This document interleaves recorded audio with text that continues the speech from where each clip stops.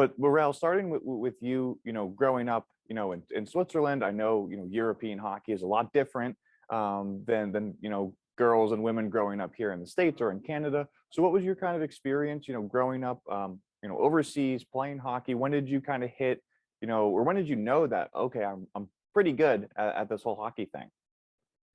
Well, yeah, so I started playing hockey when I was like 5 years old. Like I kind of got into it because my older brother already played hockey. And yeah, then later on I started playing with the boys for a pretty long time, for maybe like 10 years. And then yeah, after that I played in the highest Swiss Women's League for about 3 years before I came here. And yeah, yeah, as you already said, it's different playing back in Europe and playing here. I would say like the biggest difference is just like I would say it's faster playing here just because like the rink is smaller, and that also makes it like more physical to play. And I'm sure, did you get any level of physicality playing with boys growing up? Did that kind of help you at all? Yeah, well, playing with the boys is like they have a lot of speed, so I had to do that as well. So, and that helped me like to improve my hockey game. And Amalie, I don't know how, popular hockey is in Denmark, but I know, you guys, this is the first time you'll be representing the country in the Olympics. So what was it like growing up playing hockey there, where, here in the States and, in other countries in Europe, it's very popular? Yeah, I mean, hockey isn't that popular in Denmark, but I hope that this will help bring it like more attention to ice hockey for both females and males. And I think for me, in my home city, there has come out like some big names. So for me growing up, I feel like there was like some attention to the sport, and then my whole family plays. So obviously I was very involved, but as a country as a whole, like we don't have that many. So yeah, I'm very excited that we made it to the Olympics, both for the men's team and the women's team, and hopefully that will like help the future develop and hopefully get some more kids to start play hockey. And how did you start? Yeah, as I said, my whole family plays. I have two older brothers. My parents played, my uncles, aunts played. And then yeah, it is pretty big in my home city. So I guess I just kind of got sucked into it. I think I must have started, like I was on skates for the first time when I was 1 year old, and then I started playing with the boys when I was 5, and yeah, worked my way up. And what was that whole process like, qualifying for the Olympics, being able to, punch the ticket to be the first, women's team from Denmark to go to the Olympics? I'm sure it was probably the most unique hockey experience that you've had in your life. Is that fair to say? Yeah, it was definitely very special. It's always something that I had in my mind, and always a big dream of mine. Growing up, it was something I would dream of, but I think it was probably a little bit unrealistic. So I always had it as a dream, but I never really like believed that it was achievable. But when we made it to the qualifiers, and I feel like we went in there knowing that we had a really good group and we had a good opportunity to make it, and I think we did a good job of putting ourselves into a good position by beating Italy and Austria, and it all came down to the Germany game, and we showed up. So that was really, really amazing. And Rahel, for Switzerland, not the first time that your country's been, in the Olympics for hockey. So was this something, playing in the Olympics, was that always, a goal that you had, or was this just kind of like, hey, you're good enough to make the team, and I never thought I would be here type of moment? No, it was always my childhood dream to play once at the Olympics. So it's like, yeah, it's kind of, we can say it's a dream that comes true. And yeah, I'm pretty excited about that. And I know, just, was there, you didn't have to qualify, like play in the same qualifying tournament, right? There was already kind of a spot for Switzerland in the tournament. Yeah, we were already qualified because we were under the top 5 teams. So we didn't have to play that. Right. Okay. And before we get back to talking about the Olympics, we're going to have to talk about UMaine for a little bit. So Rahel, starting with you, why did you decide, or no, I'm sure you were looking at a lot of different options to kind of pursue your hockey career. Why did you want to come play college hockey here at Maine? Well, the coaching staff like got in touch with me very early, and yeah, I just had a good feeling about it. It's like I had the feeling that I can improve here as a person and as a hockey player, and I also liked the program that they have here. So that was the main reason why I chose Maine. And Emily, same question for you. Yeah, like the Olympics, college hockey, D1 has always been a big goal of mine and a dream. So when they reached out, I was like, I can't pass this opportunity. So I started working with all the tests and stuff you have to do to get into college and sign some paperwork. And then I came for my visit, and I was here in the summer, and it was really beautiful. And I was just super excited because as I started saying, it's a goal of mine and it's a dream of mine to come over and try this out. And I was just super excited to try this, start this journey. And what has it been like, growing on the ice and really off the ice, coming over, overseas to the States to play hockey? I know you both have been in Orono for a few years now. So do you mind just talking about, what life experiences, what hockey experiences you have had that have really, helped you on and off the ice? Yeah, I mean, before coming here, I already lived by myself in Sweden because I moved there to do high school. So I kind of already knew what it was like to live alone, away from my family, and like cooking and cleaning and taking care of all those responsibilities. So, I mean, obviously I still do that here, and that helps me grow as a person and become more like adultish, I guess. But I think there's a big difference playing in Europe and over here, because at home we'll play with a lot of different age groups. So the range is way bigger, and over here it's more like 17 to 24-ish. So my game has definitely been a little different because now I'm one of the older people on the team, and like I feel like I have to take more responsibility, and that helped me grow as a player and as a person as well, on and off the ice. And yeah, I think that's the biggest like factor of difference. And Rahel, how have you kind of seen Orono and just really, practicing every day with these ladies and, going to college here in Maine? How has that kind of helped you out again, on and off the ice? Yeah.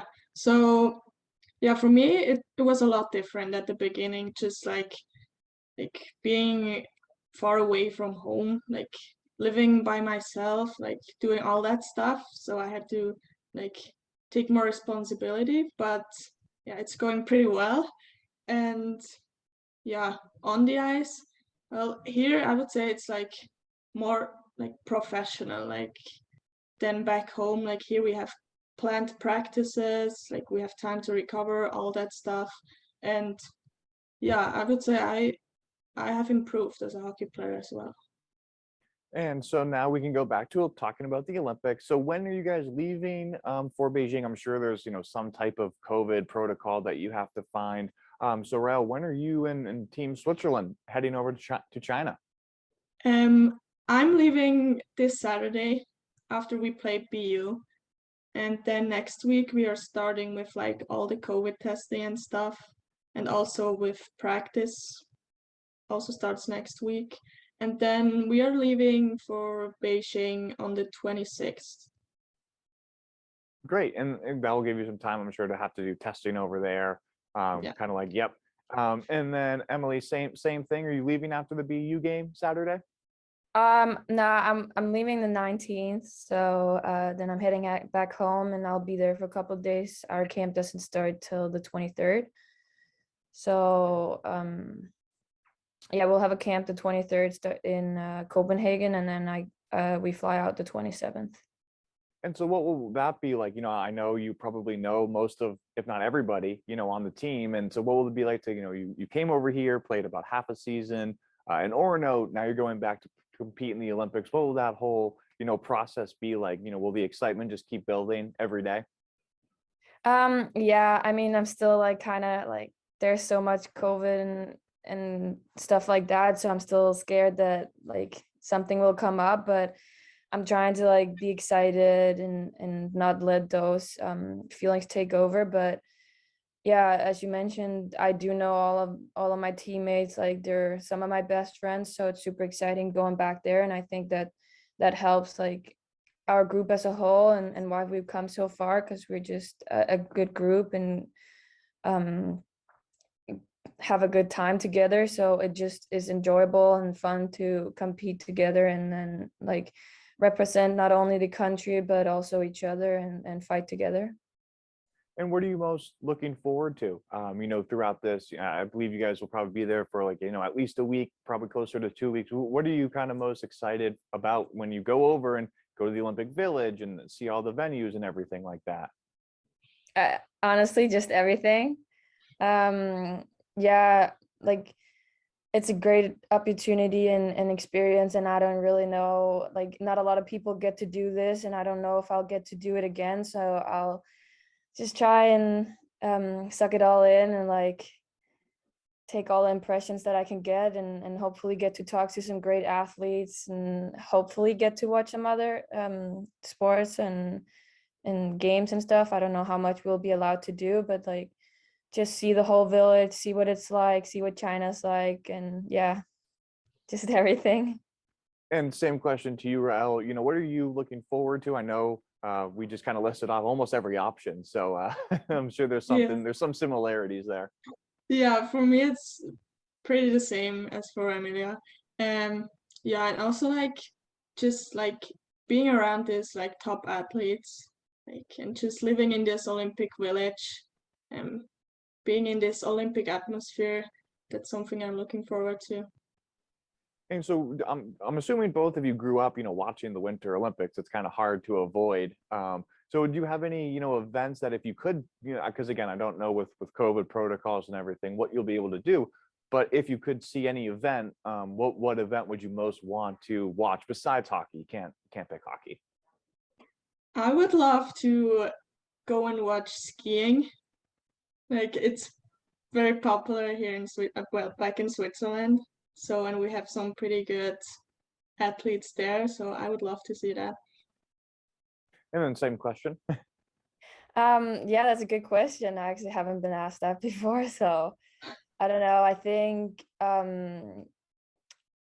we're not really big on winter sports in Denmark, so and it's actually the first time we travel with so many, so maybe curling, because that's another one that we represent and go support our fellow country Yeah, people. curling. And what, sorry? I was just gonna sorry, I was just gonna say, yeah, curling's gonna it'd be really cool to watch in person. I watched like a Yeah, practice once and I was like, I don't know what's going on here, but it's very I cool. know. I watched in practice and I'm just amazed how they can do it. It looks super easy, but I'm sure it is very, very hard. Yeah, that's why they're the pros. And I'm sure people say that Yeah. when they watch you guys play hockey. It's like, oh, they make it look so easy. And so just a few more things for the two of you. And again, thank you so much for giving us a few minutes here. And Emilio, just starting with you, I know you both said you kind of dreamed and thought playing in the Olympics would be a possibility. So now that it is, has it set in yet? Like, have you been like, oh my gosh, like I'm going to the Olympics? Not really. I don't think I'll like realize and start believing in it until I'm there. But also I think when I'm there, I'm just in it, but I don't think I'll maybe realize until like I become older. Obviously being there, you'll like know you're there, but when I get older, that's when I'll reflect back on what I have achieved in my career, and then I think it maybe won't kick in until then, for real. Yeah, and I'm sure, Rahel, same. I don't know if you're in the same boat or if it's already hit you, and you're still just very excited. But has it hit you yet? No, not at all. I think I will start realizing it when I'm actually there then, because now it's still like a little, oh, I can't be positive. I still have to make it there. So yeah, I'm not realizing it now. Well, yeah, I'm sure once you get on the ice for the first time. Here, I'm just gonna move a camera really quick that you guys can't see. This is like the selfish time during an interview when I put myself on camera here. And so just again, guys, just a few more questions. And I know both of you started playing hockey because of, older brothers, started at a young age, but now when, young girls in your respective home countries watch you guys play in the Olympics, what are you trying to, what message are you trying to send? Trying to help grow the game, I'm sure, but what is it like now where you can kind of be that source of inspiration for the next generation of hockey players in your country? And I guess, Rahel, we'll start with you. Yeah, I just want to show like little girls that, or prove them that we can play hockey as well. That it is a cool sport, and yeah, just like that we have fun. That's like we can do all those stuff too as the men's can do. And then, yeah, sorry. Yeah, I think it's hard when I think about it. It's super hard to picture myself being a role model because I always grew up looking up to other people, and I think it's weird to think that other people's looking up to me. But I think that I'm just trying to represent myself in the best way possible. And I grew up and was in different sports programs and schools and stuff. So we were always taught how to behave on social media and how to behave around other people. And I think I'm just gonna try and be positive and kind and outgoing, even though I am a bit shy. So inviting people into our world and show them the greatness of the game and how exciting it is, and hopefully get a lot of young girls to see that it's not just a violent sport. Like there's a lot of other great factors about ice hockey, and hopefully get them to feel the joy that I feel when I'm out there. All right, last question for you, which this might cause the most stir. If Switzerland and Denmark, if you guys play each other in the Olympics, who's going to win? Me, us. Not even the country, just you. Yeah. Have you guys thought about that? If you go on like a one-on-one against each other, on Olympic ice in Beijing, how cool would that be? I haven't really thought about it. I think our mentality going into the tournament is just focusing on our the group that we're in, and then work our way up and then see how it's going to be after that. But I think it's the first time for Denmark. We just played in the top division this August, so it's the first time for us playing against these great and top nationalities. So I think we're still learning, and I do think that we're not that much behind, and I do think that Switzerland, they gotta watch out.